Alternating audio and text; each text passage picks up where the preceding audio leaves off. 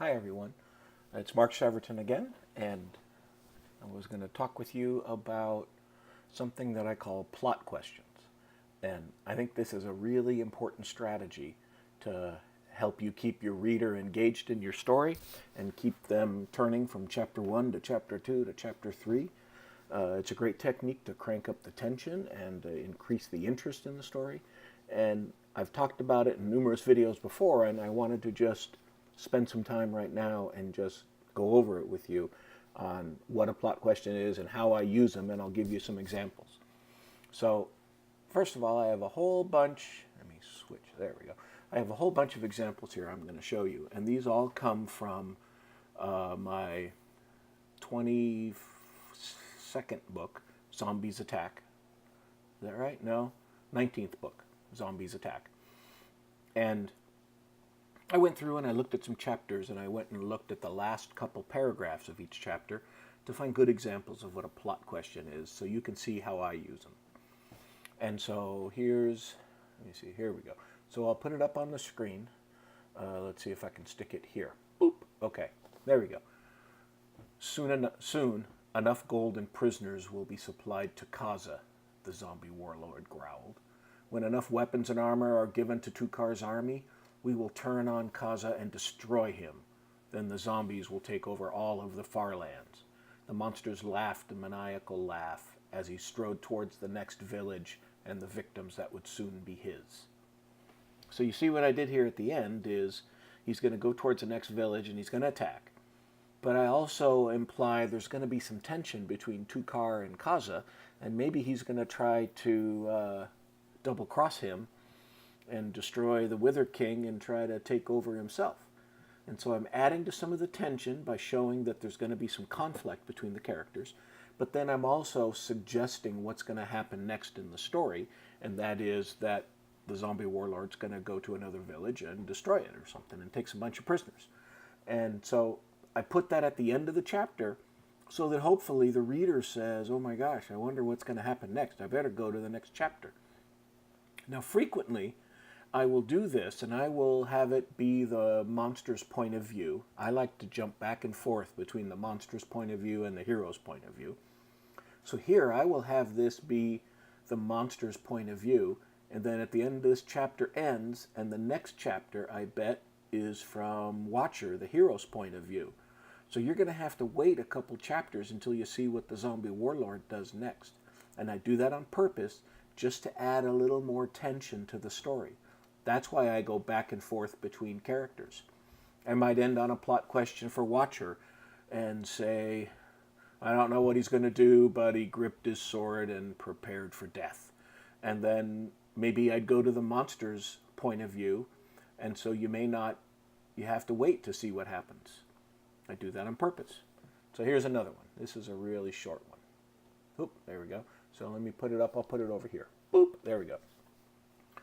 The skeleton army became a white wave of bones and bows as they flowed through the forest at incredible speeds, with every last monster thirsting for battle. So that's how I end the chapter. You know, the skeletons are cruising through, and they're looking for trouble, and they're looking for a battle to happen. And that's how I'm going to end that chapter for the reader. And they're going to say, what? I want to know what's going to go on. And that's exactly what you want the reader to say is, hey, tell me what's going to happen. I got to turn the page. Because remember, rule number 4, you never give the reader a chance to put down your book. You want to make them keep reading until you're done. So here's another one. This one's from Watcher's point of view. Oh, wait, here. Boop. There, put it in the middle. Something about Cutter was dangerous, not just to the zombies, but to Watcher and his friends as well. But right now, there was nothing he could do about it except wait. He just hoped that when it was time to act, he'd be brave enough and it wouldn't be too late. So I end on a plot question of what's going on between Watcher and Cutter. Is Cutter going to do something? Is he going to hurt them? Is he going to go crazy? Who knows what's going to happen? But I end on that question so that that's in the back of the reader's minds and they're thinking, wow, I wonder what's going on between Cutter and Watcher. Okay, here's another one, and this is the all-important one. I talked about plot. If you watched my writing tutorials, you'll see there's a number of ones on plot, and I'm going to remake those again and put them on this page on the writing tips from Mark. But this is the midpoint of the book. That's called The Dark Night of the Soul, where it looks like the bad guy or the good guy is going to lose and the bad guy is going to win. And you want to really dangle a lot of tension and stress to the reader in this part. So this is the very end of the Dark Night of the Soul. Okay. More torches burst into life on the second floor balcony. Oh, wait, I'm sorry. Boop. There we go. More torches burst into life on the second floor balcony. NPC prisoners stood silent, staring down at the small party, their monstrous guards standing near with weapons drawn. Watcher saw his father and sister in the crowd, their faces covered with tears. They knew what was about to happen, and they were already mourning. I think this is the end, Watcher said, then shook with fear as the zombie warlord focused his hateful stare upon him. And boom, end of chapter. That's how I'm going to end that chapter. Now, if you're reading this, and you're reading it at night like I read at night, and I get to the end there's no way I'm going to stop there. I'm going to go to the next chapter and find out what happens. And that's what you want your plot questions to do at the end of a chapter. You want to force the reader to go find out what happened.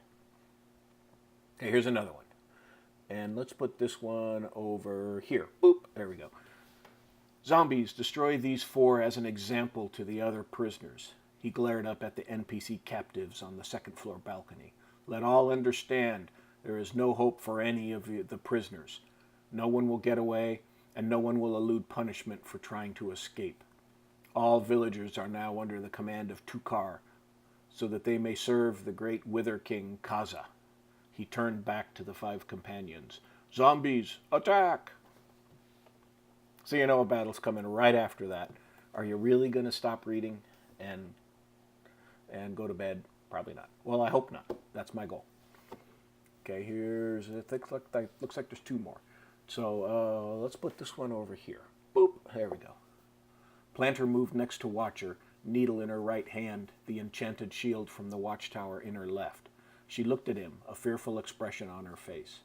Don't worry, it's going to be all right. Watcher knew his face betrayed the lie.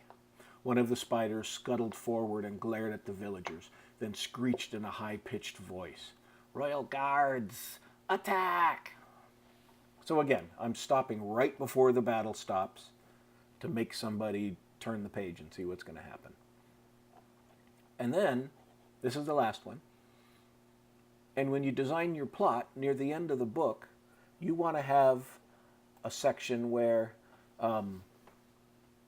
it looks like, in the last battle, it looks like the bad guy is going to win and the good guy is going to lose. So it's a second Dark Night of the Soul. And it looks like, oh my goodness, we're in big trouble. And so here's the end of this chapter, where we're hitting the second Dark Night of the Soul. The left head laughed a harsh, scratching laugh as the right head smiled. The center head nodded. Then each skull leaned forward and fired flaming skulls at Planter, the barrage impossible to survive. Watcher's heart sank as hopelessness enveloped his soul. So the Wither King just shot a bunch of flaming skulls at Planter, and Watcher figures, oh, she's cooked. She's done. There's no chance to survive. What's going to happen? And I end the chapter there, and you're probably going to turn the page and see, did Planter survive or is she dead? And you know there's no way she's going to die because she's a main character. So you figure something happens, but you're probably going to turn the page. So this is what I talk about when I talk about plot questions. I'm talking about put some kind of thing at the end of a chapter, maybe before a battle, maybe pose a question. It's a good place to pose a mystery. Harry Potter was really good at doing that they would pose a little piece of evidence, but it raised more questions when they were looking for the Sorcerer's Stone. They did that a lot in that book. So look through these. You can go back and see my Zombies Attack book, and you can look at them. You can look at any of my books, except for maybe the first 2 or 3 books, because I bet I didn't understand this at the time. Maybe I did. I don't know. But you'll see I do this frequently in my books, and many authors do this in their books, and you ought to check it out. And you ought to try it in your own writing, because I think you'll find it adds a lot of punch to your story. Thanks. See you next time. Bye.